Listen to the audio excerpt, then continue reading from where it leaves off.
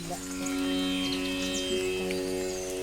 ಒಂದು ಸೋಣ ಗುಂಪಿಯ ಅದು ಲಾಯ್ ಮುಟ್ಟುಂಡು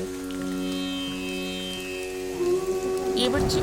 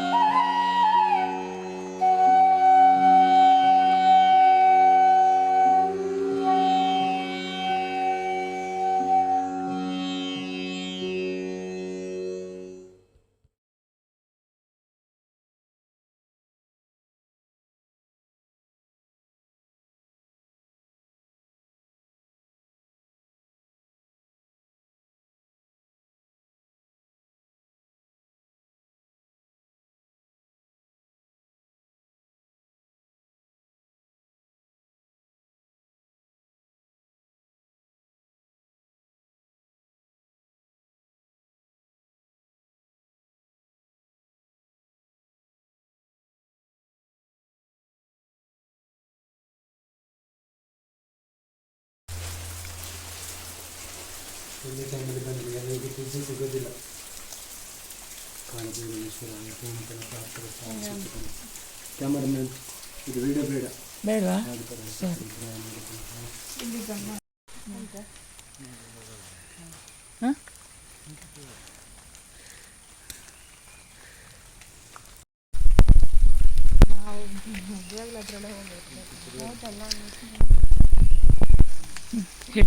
ಇದು ದೈವ ನಿರ್ಮಿತವಾಗಿ ಬಂದಿರೋ ಗುಹೆ, ಮನುಷ್ಯ ಮಾಡಿರೋದಲ್ಲ.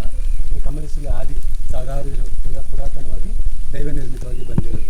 ಮತ್ತು ಈ ಕಾಲಭೈರವ ಸಾಕ್ಷಾತ್ ಈಶ್ವರ ಪ್ರತಿಷ್ಠಾಪನೆ ಮತ್ತು ನಂದಿ ಬೆಳಕಿನ ಮುಂದೆ ನಾಗದೇವರಿದೆ ಒಳಗಡೆ, ತಾಯಿ ಆದಿಶಕ್ತಿಯಾಗಿ ಬಂದಿರೋದು. ದೈವ ನಿರ್ಮಿತ ಯಾರು ಮಾಡಿರೋದಲ್ಲ. ಮೇಲ್ಗಡೆ ಎಷ್ಟು ಮರ ಇದ್ರು ಒಂದು ಬೇರು ಸಹ ಕೆಳಗಡೆ ಹೋಗಲಿಲ್ಲ, ಶಕ್ತಿಯುತವಾಗಿ ಬಂದಿರೋದು. ಇಲ್ಲಿ ಜೋಗಿ ಪರಂಪರೆ, ಕೆಳಗಡೆ ತಾಯಿ ಇದ್ದಾಳೆ, ಜಮ್ಮು ವೈಷ್ಣವಿ ಥರ ಆಗಿದೆ, ಅದೇ ಥರ ಲಕ್ಷ್ಮೀ ಸರಸ್ವತಿ ಕಾಳಿ ಮತ್ತು ಸರ್ಪತೀರ್ಥ. ಈಗ ಮಳೆಗಾಲದಲ್ಲಿ ಬಂದರೆ ತುಂಬ ಚೆನ್ನಾಗಿದೆ, ಬೇಸಿಗೆಯಲ್ಲಿ ಬಂದರೆ ಅದು ಸ್ವಲ್ಪ ಈಗೆಲ್ಲ ಆಗಿಲ್ಲ, ಕ್ಲಿಯರ್ ಆಗಿರೋದು, ತುಂಬ ಖುಷಿ ಆಗುತ್ತೆ. ಮತ್ತು ಇಲ್ಲಿ ಪ್ರತಿನಿತ್ಯ ಬೆಂಕಿ ಹಾಕಬೇಕು. ಇದು ನಾಥ ಪರಂಪರೆ. ಒಂದು ಹುಲಿ ಬಂದು ಚಳಿ ಕಾಸ್ಕೊಳ್ಳೋಕ್ಕಂಥ ವಾಡಿಕೆ ಪರಂಪರೆಯಿಂದ ಮಾಡ್ಕೊಂಡ್ಬಂದಿದ್ದೀವಿ. ಒಂದು 5-6 ತಲೆಮಾರಿಂದ ಈ ಸೇವೆ ಮಾಡ್ಕೊಂಡ್ಬಂದಿದ್ದೀವಿ. ಅಲ್ಲಿ ತುಂಬ ಕಷ್ಟ, ಅದು ನಮ್ಮ ಜೀವನ ಆಗಬೇಕಂತ ಈ ತಾಯಿ ಸೇವೆ ಮಾಡ್ಕೊಂಡು ಹೋಗ್ತಿದ್ವಿ. ಪ್ರತಿನಿತ್ಯ 9:30ಯಿಂದ 4 ಗಂಟೆವರೆಗೆ ಇಲ್ಲೇ ಇರ್ತೇವೆ ಜೋಗಿಗಳಂತ. ಅನ್ನೋದನ್ನೇ ತಾಯಿ ಸೇವೆ ಮಾಡೋದು.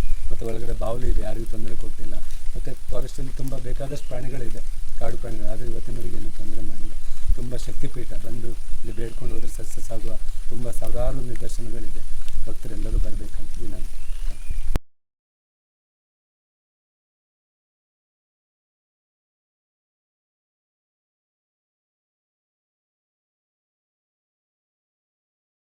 ఇంకొంచెం బాగుంది వస్తుంది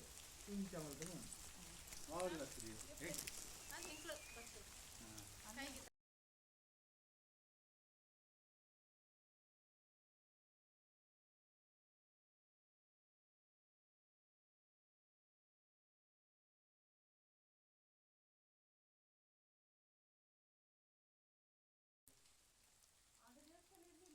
ಅದು ಇತ್ತು, ಅದು ಒಮ್ಮೆ